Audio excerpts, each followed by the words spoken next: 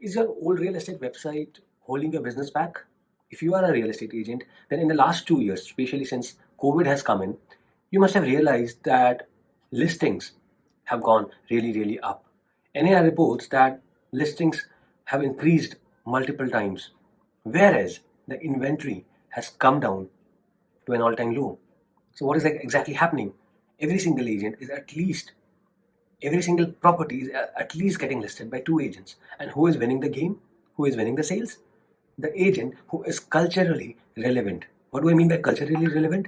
A customer, when he finds or when he sees that an agent is updated in terms of his website, in terms of his social media presence, he connects with him better. He finds him more relevant in today's world because of the fast changing world of technology, fast changing nature of technology, how quickly things are evolving. And if they see that you as an agent has not even updated his website for the last couple of years, he gets quickly disconnected with you and you are not going to win his business.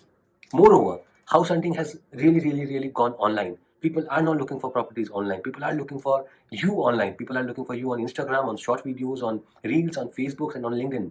And if you are not there, 100%, yes, 100%. I mean, your branding should be right, your presence should be right, your messaging should be right, your website should be the best, it should be highly responsive.